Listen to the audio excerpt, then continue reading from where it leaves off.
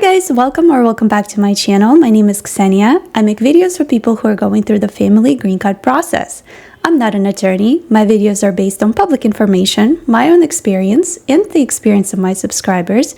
And the purpose of my channel is to give you guys the confidence to go through this process completely on your own. In today's video, I'm going to show you how to arrange your family-based adjustment of status packet. In 2025, we've seen some changes to forms, to payment methods, some additional organizational changes that I would like to implement in this most up-to-date guide. Do keep in mind that this packet is only for family-based adjustment of status applicants who are currently inside the United States and are eligible to adjust their status with their petition at the same time. Click below and check out all of the resources that I will be mentioning throughout this video. So without further ado, let's get started. Let's disassemble our packet and we'll go through what's contained in our packet step by step. So first and foremost, at the very top of your packet, you will include the passport style photos. The passport style photos are required in all adjustment of status cases, but there is a debate among applicants, however, how many passport style photos you actually need to include. If you read the form instructions for each of the forms, you will notice that they're asking for at least 2 passport style photos for each application. You can easily get away with submitting 2 passport style photos of the applicant for the entire packet. And if this is a marriage-based adjustment of status packet where you're also including your I-130 petition, in that case, you would also want to include 2 photos of the petitioning sponsor. In all other family-based cases, you do not need to include passport style photos of the petitioner. Your passport style photos can be taken at the post office or at CVS, at Walgreens, or you can even take them on your smartphone, as long as you follow the directions of the passport style photo requirements on the Department of State's website. The passport style photos in the back should have the name of the person who is in the photo. The form instructions also say that you should include the alien number of that person, but some applicants do not yet have an A number, and also petitioners who are born in the United States don't have an alien number. So in that case, you will only need to write the names of the people. The photos should be on top of your packet. You can put them in a separate Ziploc bag like the one I'm showing in the video, or you can equally just attach them with the clip. That is up to you. USCIS does not recommend that you use any paper clips or staples, so I would strongly avoid those even for the passport photos. So next, you should have a cover letter that describes exactly what is included in your packet. The cover letter is an optional thing. I personally like it for myself because it helps me keep myself organized, use it as a checklist of evidence and documents and forms that need to be included.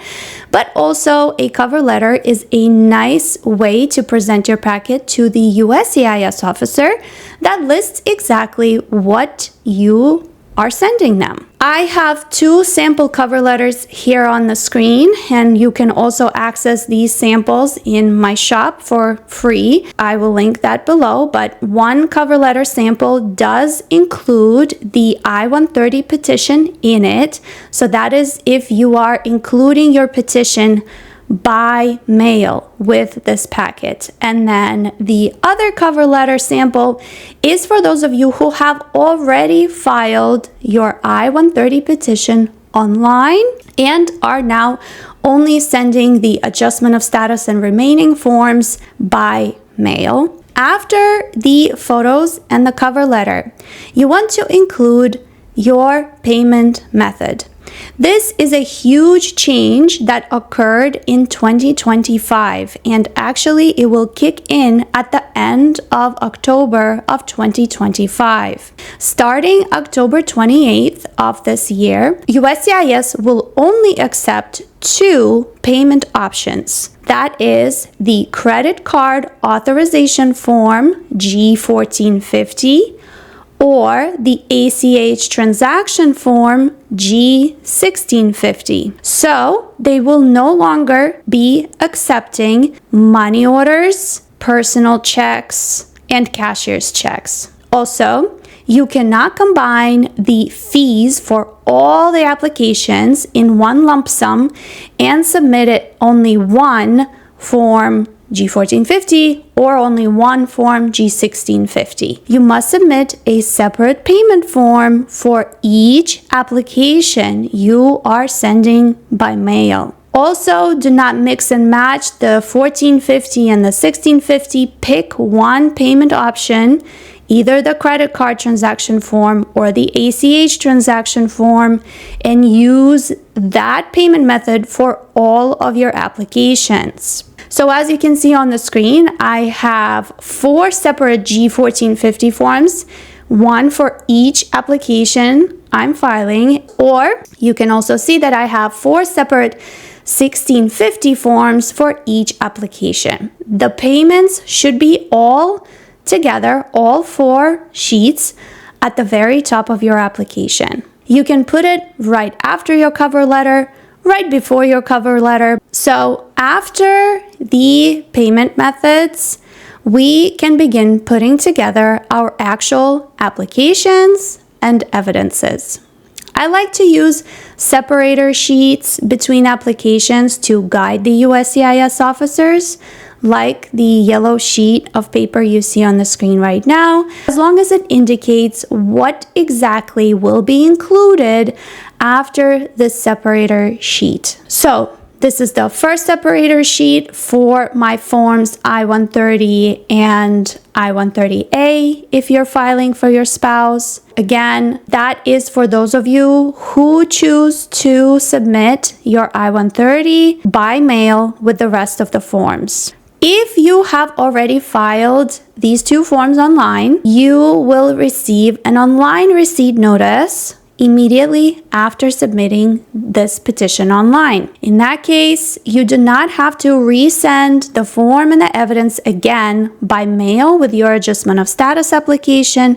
You will only need to provide them with the receipt printout from your online submission, just like the one I'm showing on the screen right now.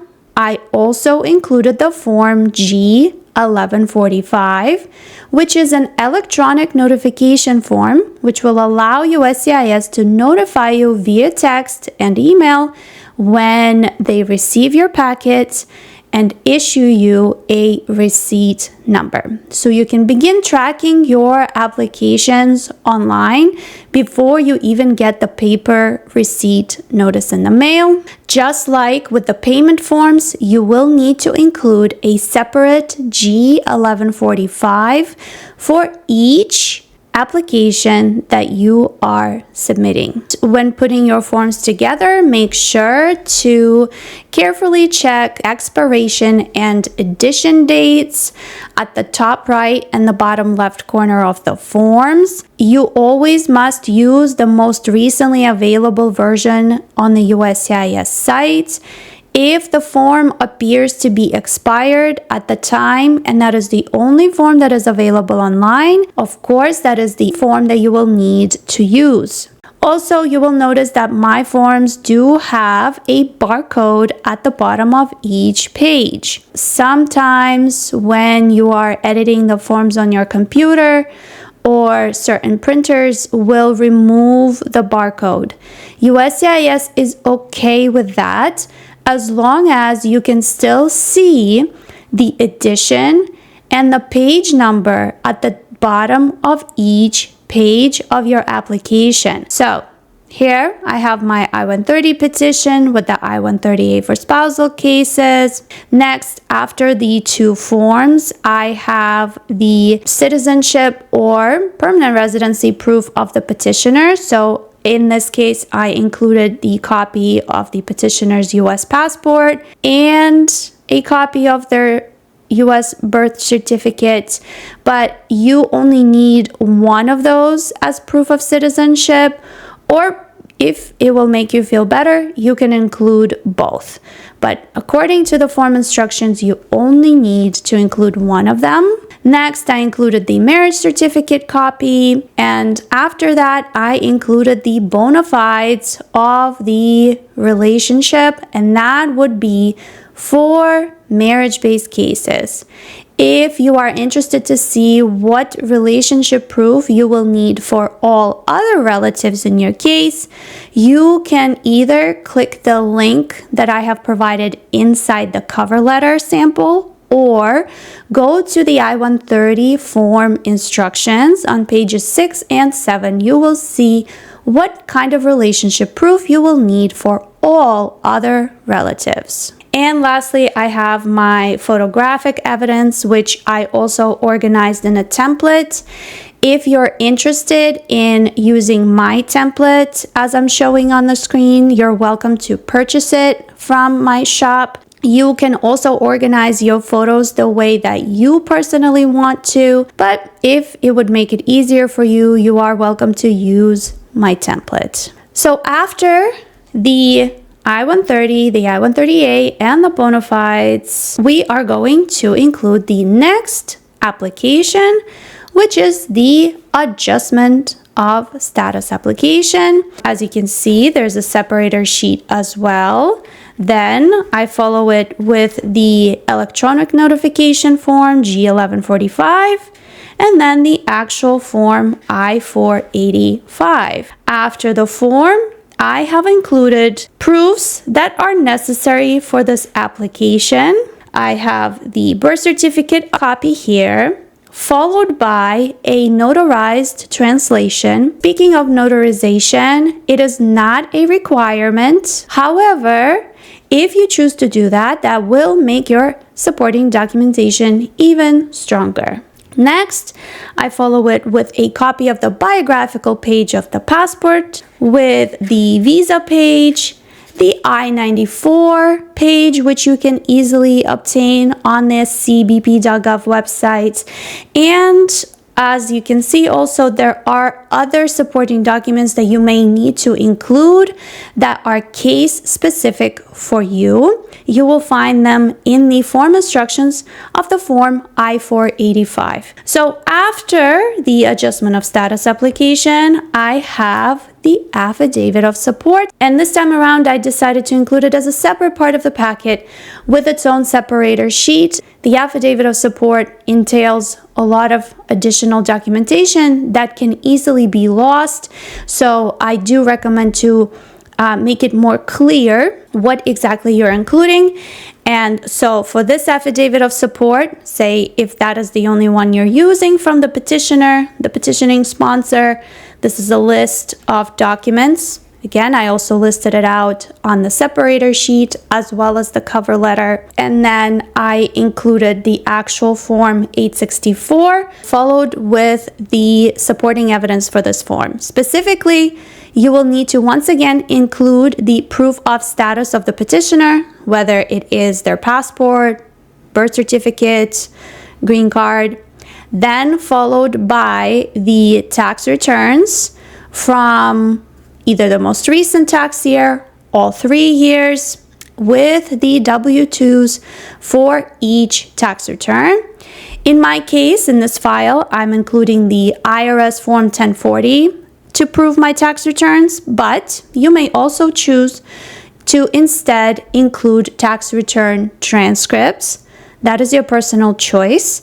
And then I follow that up with the employment verification letter from the petitioner's job.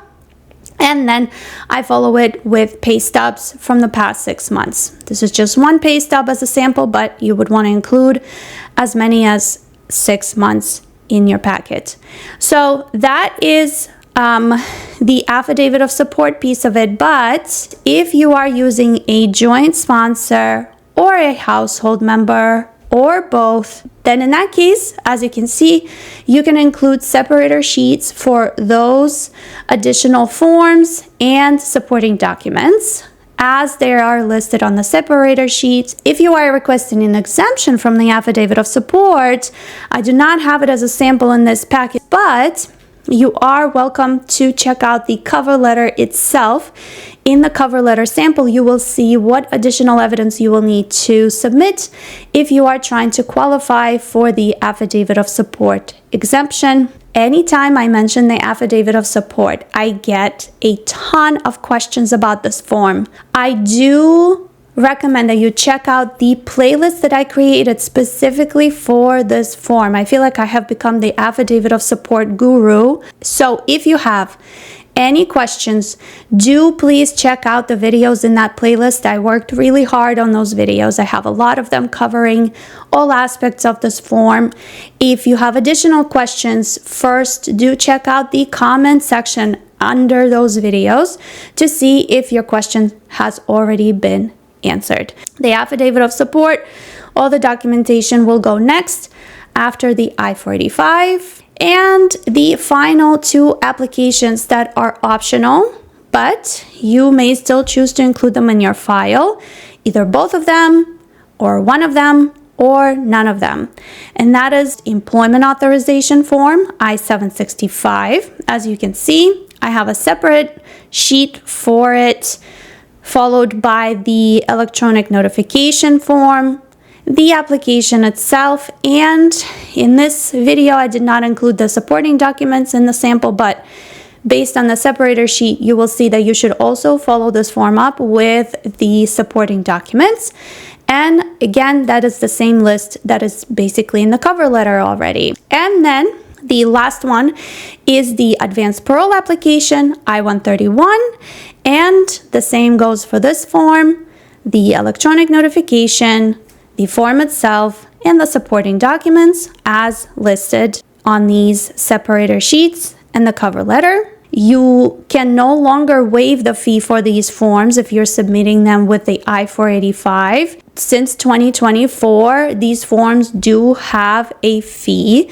The 765 has a fee of $260 and I-131 has a fee of $630. If you already have a valid work authorization in the United States and it's not expiring anytime soon, you are by no means required to submit another EAD application with your file. And if you're not planning to travel, you do not have to submit the advanced parole document application either.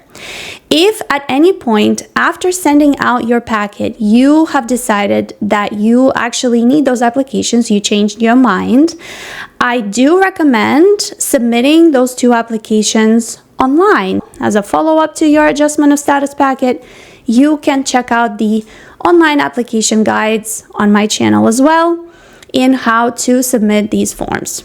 And finally, let's talk about the medical examination form. Usually it will be given to you in a large envelope, just like the one I'm showing to you right now.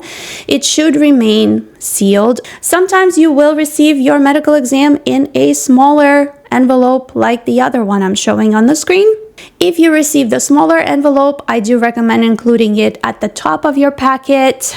And if your medical exam envelope is too large, then I recommend including it at the very end of your packet. You should be getting your medical exam done as close to your sending date as possible. There are always changes as to when the medical will expire, will it not expire, and it seems to me that recently USCIS officers have been rejecting medical exams that are older than a year, even though technically they don't have an expiration date anymore. So just to be on the safe side, get your medical exam done right before you're ready to send out your file. Finally, as we're putting our file together, I wanted to talk about some additional filing tips. You can also find these form filing tips on the USCIS website. So because you cannot use staples or paper clips, I do recommend using just one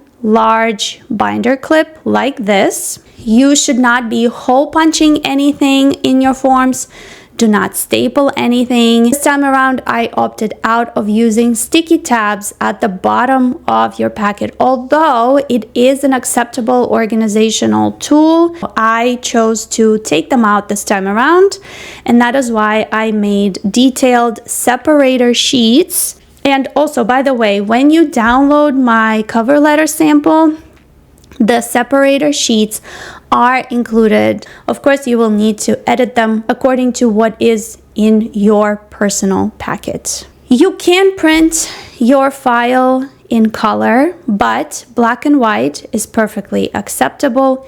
Everything must be single-sided. You cannot double-side anything, not the forms, not the evidence. Do not use any correction fluid, so no whiteout. Do not use highlighters and do not highlight anywhere on the forms. Never submit originals with your case.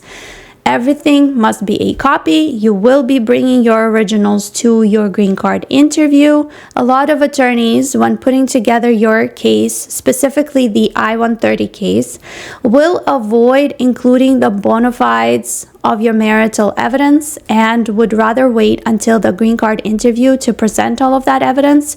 I personally strongly disagree with this point. You need to include as much evidence as possible with your case so that your interview goes smoothly. After you have submitted your application, if you have any additional evidence that you have acquired, you're welcome to continue to use the unsolicited evidence in the petitioner's online account to add additional bona fides for the I-130. And I have a video for that also, which you can check out. And again, I'll link it below. Once you put your packet together, you can put it in an envelope of your own, or you can obtain one. I personally got this one from USPS. I do recommend using priority mail. And if you are also interested, you can purchase additional certified mail receipt at USPS, and they will guide you how to fill this out. Aside from just your address and the address of the lockbox facility, you also want to write on the envelope whether it is an original submission, a resubmission, and what kind of forms and applications are included in this packet. If you are submitting multiple packets for multiple family members, it is also acceptable to put them all in one envelope as long as you separate them by case in some kind of way. So, such as using these large clips to separate the files for each family member.